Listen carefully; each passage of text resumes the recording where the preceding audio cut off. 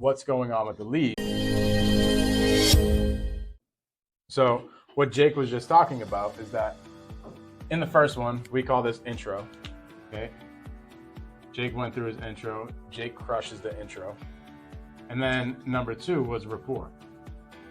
So Jake was talking about, hey, I need to get caught up to speed on what's going on with this actual seller.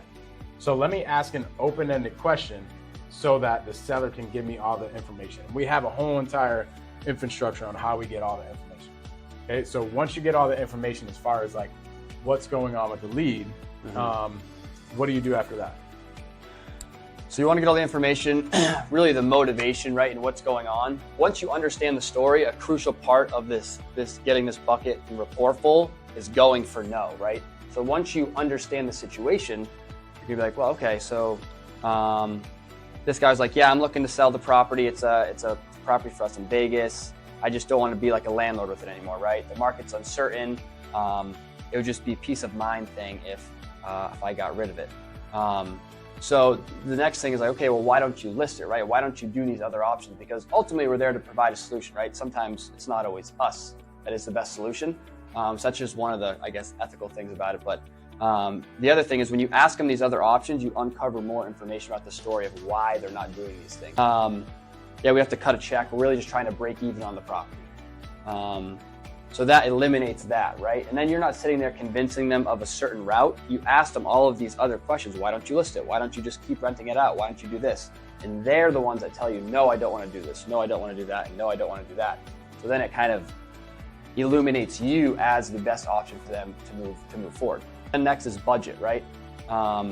Which is an important step, but I think a key part of this sales process too is it's not the focal point. Like, yes, it's important, but the focal point here is really the story and the person and solving their problems. But with the budget, that's really good. Let's touch on that really quick. Yeah. One thing I say is you need a foundation in sales. Like when you're first learning, you got to build a foundation. Just like you're building a house. What's the first thing that you do?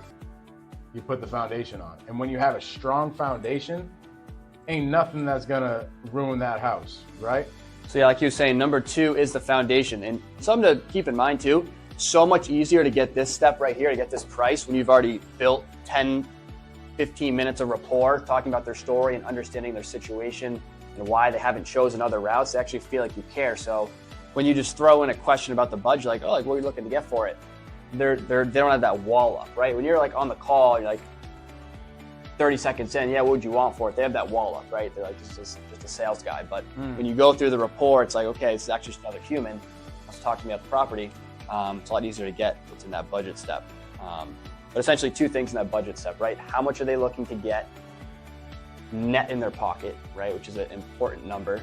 In this case, the guy was hopefully looking to get like 5 or 10K down just to kind of pay off some other bills, but he wasn't looking to get much because the mortgage is at 390, the value was low 4s. But how much are they looking to get net in their pocket and why do they need that amount? And one of the things I'm curious of your thoughts on this, but one of the things I've started to realize is you pretty much have an idea of what the solution you're going to provide is within these first 2 steps. After you understand the story of why they're selling it and then how much they need and why they need that amount, you pretty much should have an idea of kind of what solution you're going to provide them. Is it a cash offer? Is it a novation, which is what we call our partnership program? Is it a subject to? Is it an owner finance? Is it an option agreement when you just go find them a buyer? These buckets here, which we'll get into, which is decision, that's just verifying that everyone's there, right? Decision. The pain bucket, which is 5, you already know that, but you're kind of dipping back into it before you present the solution to kind of get them emotional, because as humans, we make emotional decisions, right? We like to think that we make logical decisions, but we make emotional decisions, right? And that's where kind of the more novice salespeople, they'll sell on features and benefits, right? Like almost as if to say that we make decisions logically, which we don't. We make decisions emotionally, which is I think why we go back into that pain, right? Have them kind of marinate in it. Like, man, you haven't, like for this deal in Las Vegas, like, man, so you've been, you're behind on some payments on the property. It's just over there in Vegas and it's just burning a hole in your pocket right now. Like how are you holding up with that, right? And really having them sit in that before you provide the solution in step 6. But my point being is, like, after you get the story and kind of how much money you need, how much money they need, you start to formulate in your head, okay, what is the best solution for them? Love it. You said something really cool. You were like, hey, you pretty much know here in the second step, you pretty much know exactly what you're going to offer them as far as the solution goes. Because this is all we're doing. We're trying to figure out in these first 5 steps, 1, 2, 3, 4, 5, we're trying to figure out what is the best solution for the seller.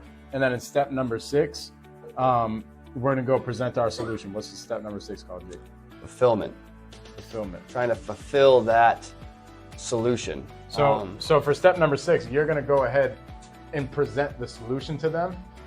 And it's going to be like on a silver platter, because you done did everything that you needed to do in step number 1 through 5, and you know their exact best solution.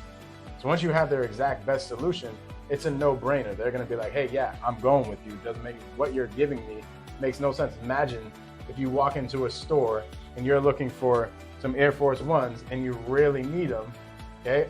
You really need these to go out. You have an all-white party that night, okay? You've been searching everywhere for a size 10. Then you walk into that store and they have the exact same shoes. You have the exact amount of money for it and all that. Are you going to buy that? You're going to buy those pairs of shoes, right?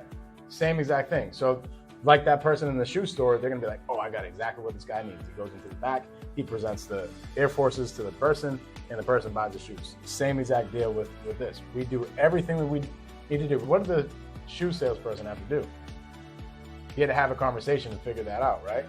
Like he had to talk to the person going into the store and say, hey, what are you doing? Like, what are you doing tonight? What shoes are you looking for? All these different types of things. He had to figure all that stuff out. And then at the end, present him the shoes, which is the solution.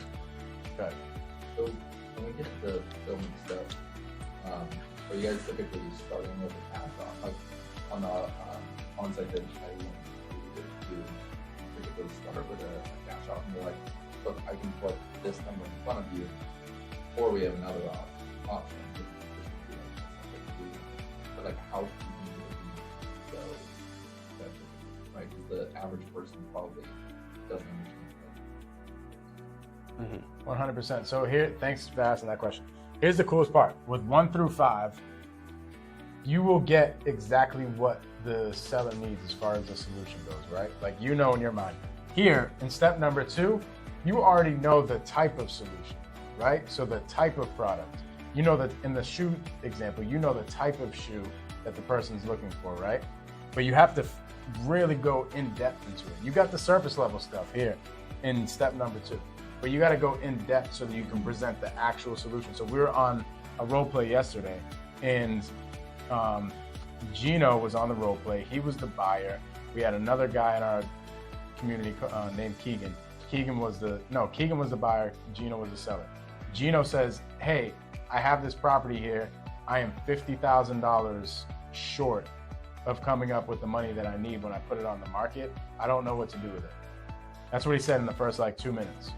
So what do you guys think that would be? Subject to deal. Right away. When you hear that, you're like, oh, sub 2 deal. Here's what Keegan did. Keegan went right into sub 2. Like right into pitching, hey, I did this deal before, and he was going to explain exactly how he could help him out with the sub 2 deal without filling up the buckets. So he didn't know the exact solution. He just knew the surface level product that he could give them. You see what I mean? But you got to get an in-depth product for somebody so that when somebody is ready for the solution, you present it to them on a silver platter and it solves their problem 100%.